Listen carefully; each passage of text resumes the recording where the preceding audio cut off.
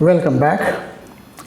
In this lesson, we will try to make a relationship between electric current, number density of free electrons, and drift velocity. So let us consider a uniform cylindrical conductor of length L and area of cross section A. So we take the length, of course we don't require length in this particular case. Let us consider the length L and area of cross section A. Now we connect this conductor to a DC power of EMF V. It's a simple cell. Okay. So this is the direction in which the current flows, from the positive to the negative. Let's assume the current is I. So I goes from positive end to the negative end, and naturally the free electrons in the conductor will drift in the opposite direction. Now we consider two cross-sectional areas. Two cross-sectional areas P and the second one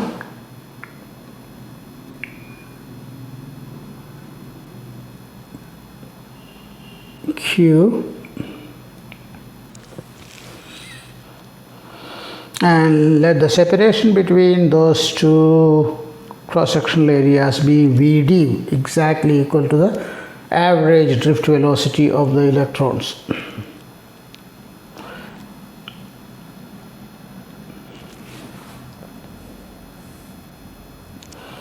Now the number density of free electrons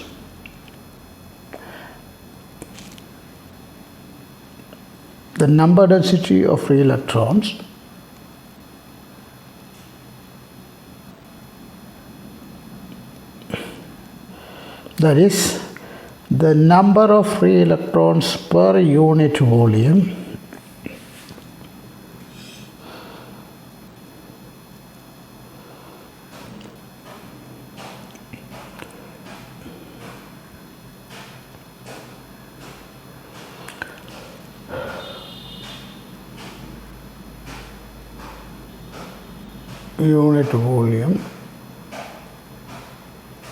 let us take it as small letter n,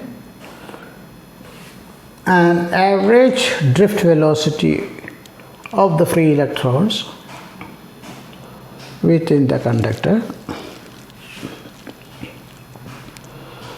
The average drift velocity of free electrons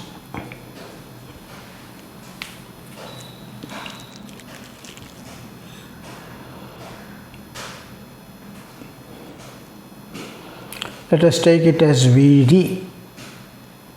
Definitely Vd will be from the negative end of the conductor to the positive end, as shown in the figure.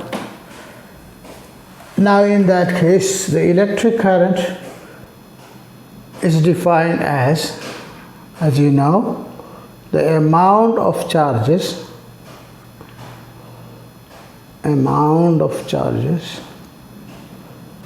passing through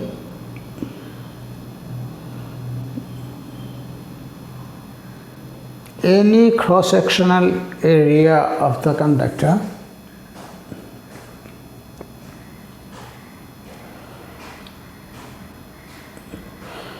in unit time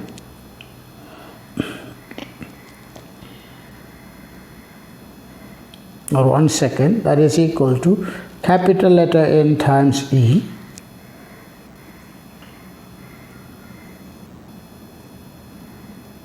where n is the number of free electrons crossing any cross-sectional area in 1 second. The number of free electrons crossing any cross-sectional area in 1 second, you can take it as capital N. And if you multiply it with E, you will get the amount of charges passing through a cross-sectional area in 1 second. So you will get current I is equal to N times E, here capital N times E.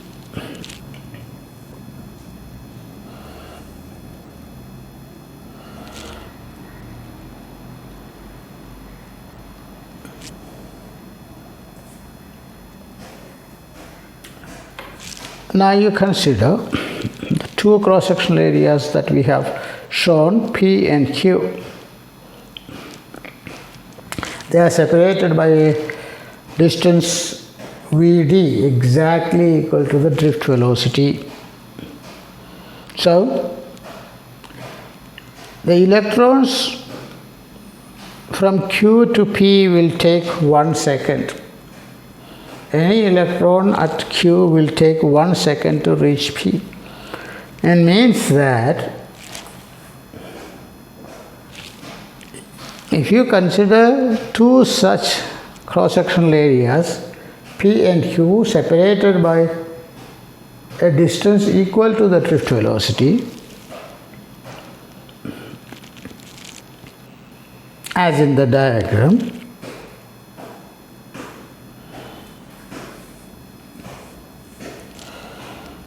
all free electrons within the segment between P and Q, all the free electrons within the segment between P and Q will cross over the cross-sectional area P in the next 1 second, because the separation between P and Q is Vd. So all the free electrons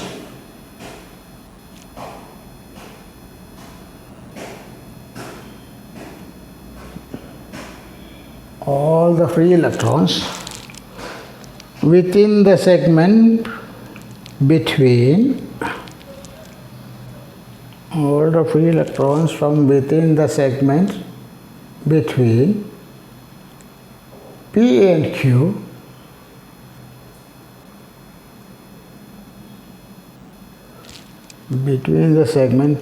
Q passes through the cross-sectional area P,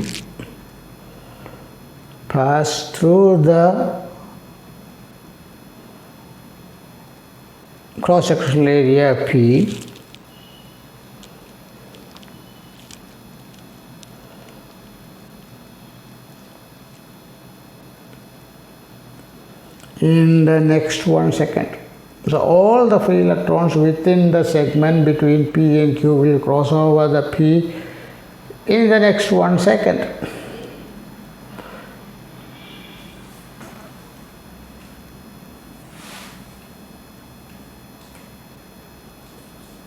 So if N is the number of free electrons within that segment, then I is equal to Ne. Now we need to find out N. To find out N, what we need to know? We need to know the number density of free electrons. If small n is the number density of free electrons, then capital N, the total number of free electrons within the segment, is given by small n times volume of the segment PQ. Volume of the segment between the two cross-sectional areas PQ multiplied by n, small n, number density, number of free electrons per unit volume. If you multiply them together, you will get the total number of free electrons within the segment between P and Q.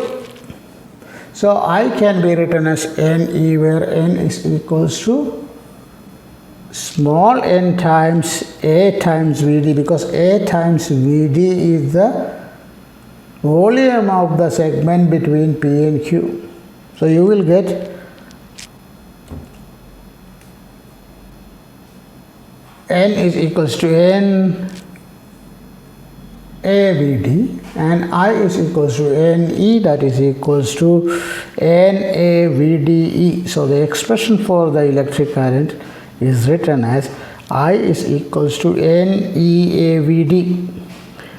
This is the expression for the electric current in terms of number density of free electrons and drift velocity. I is equals to NeAVD. Now here N is the number of free electrons per unit volume or number density, and Vd is the average drift velocity of free electrons. So this relationship is the very basic one in electricity elementary theory.